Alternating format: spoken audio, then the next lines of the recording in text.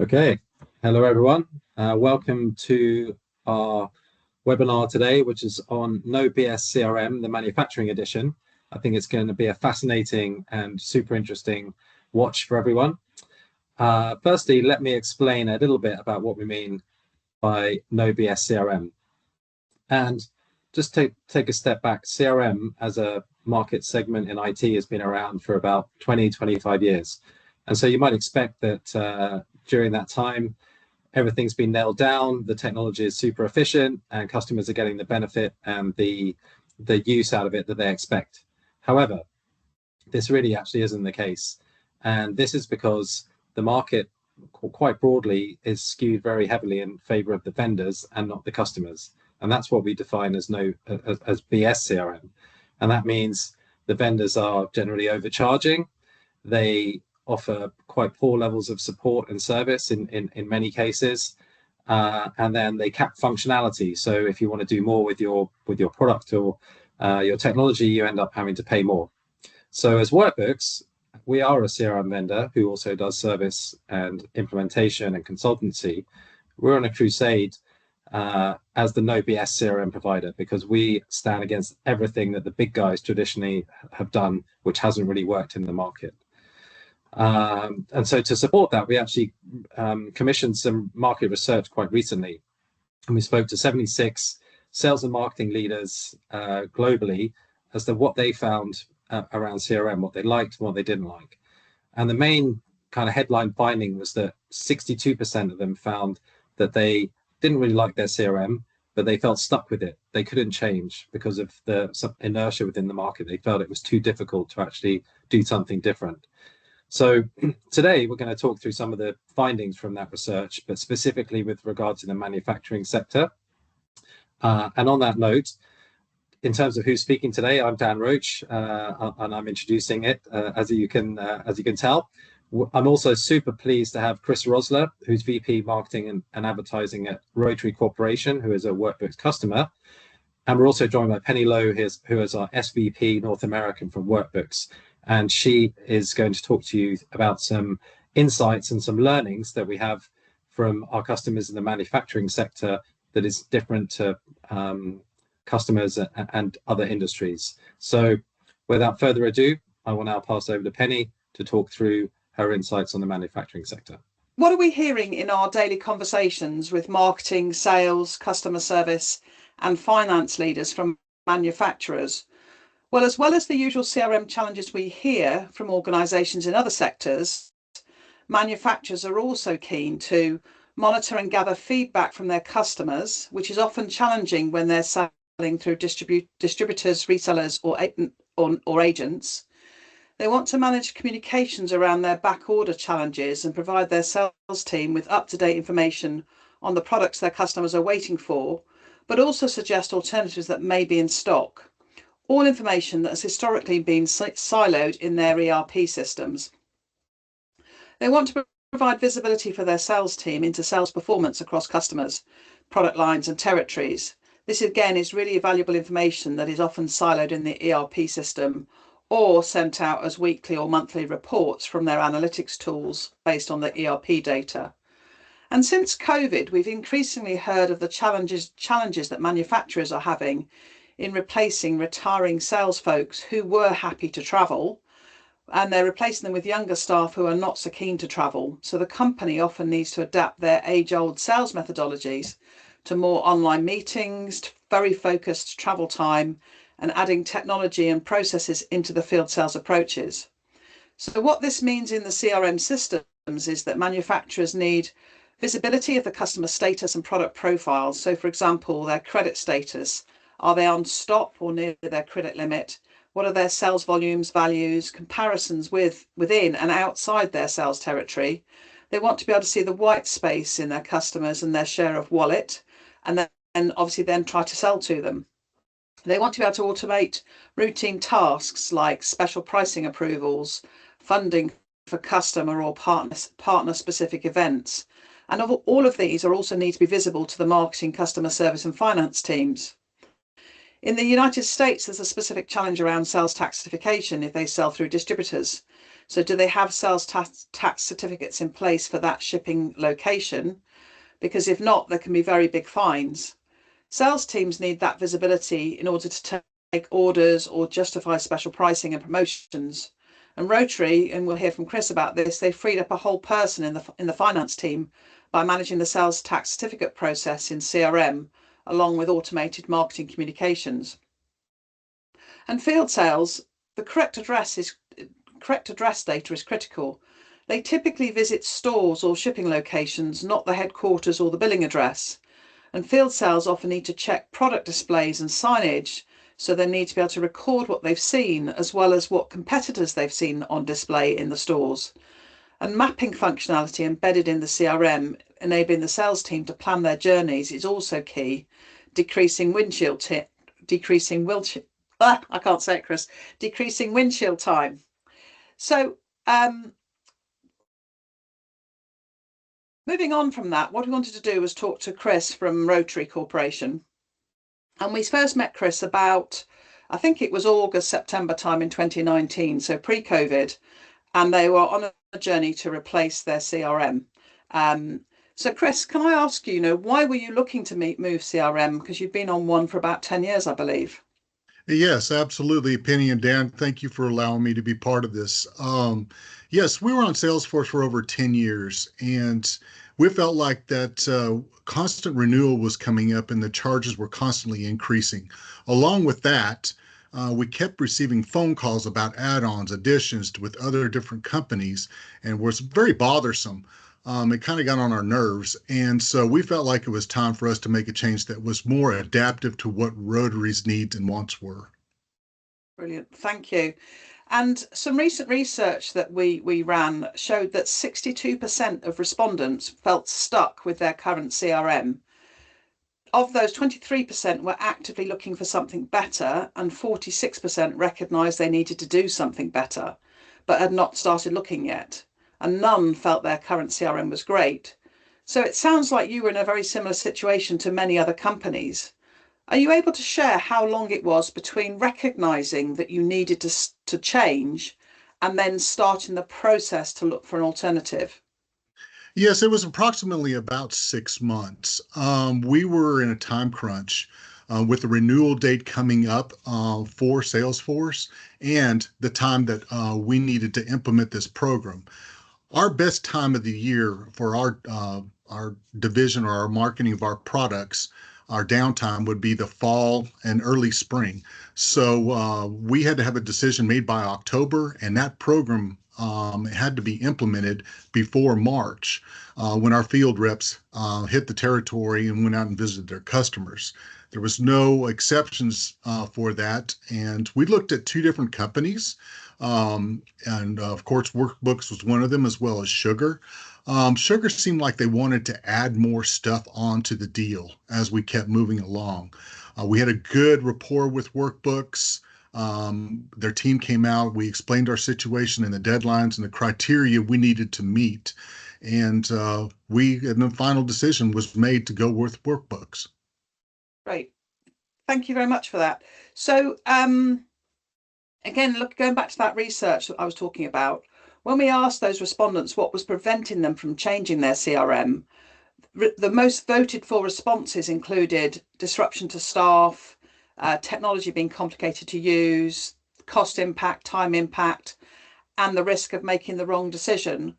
Which of those, if any of them, resonated most strongly for you in terms of how you felt at the time? Number one was disruption. We had to implement that. We needed that information fast and available to our sales force. And there was no question the biggest concern we had was the disruption of service. And I agree with what your results came back, because that was our number one focus when we were going through this phase. And Workbooks assured us that we could accomplish this goal. Brilliant. Thank you.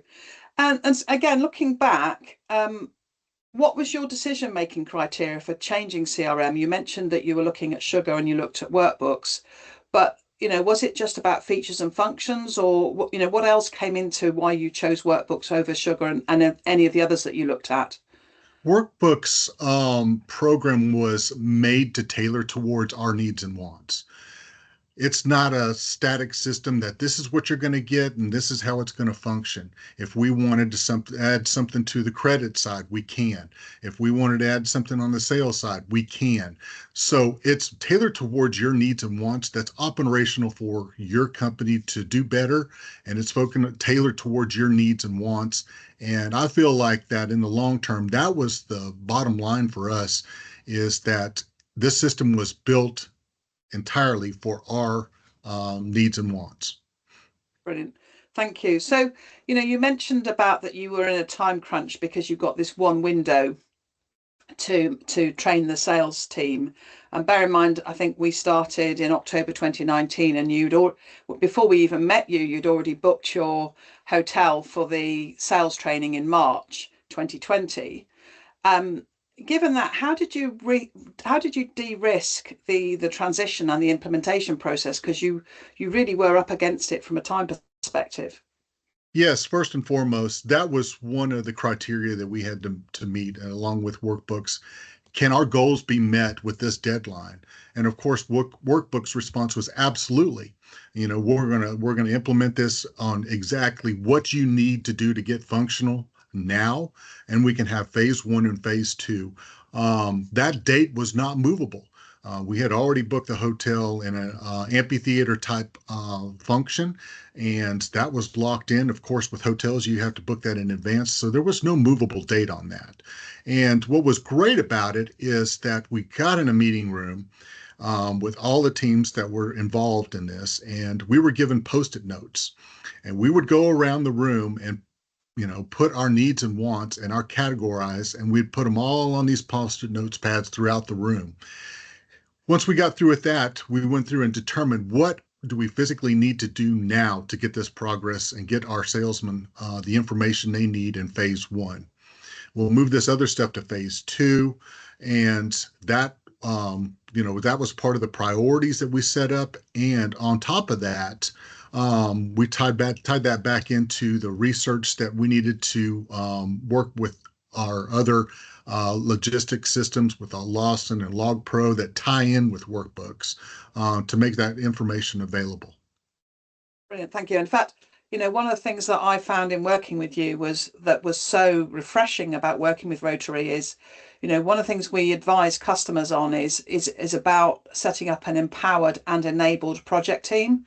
And we saw that with your team. Your project team were completely empowered by management to just make the decisions they needed to do, and they were trusted to make those decisions and just get the system out and running. They didn't have to keep going back to management to say, what about this, what about that? So that, I think that's very much part of the key for your success.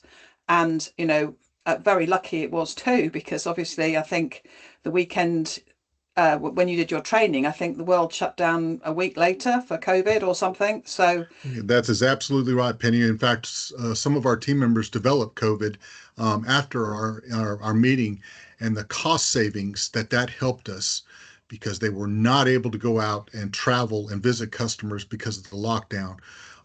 We saw our sales increase, and thank God we had Workbooks in place when this took place, because I don't think our sales would have reached that goal or above in communicating and have the information and knowledge to deal and communicate with their customers as needed.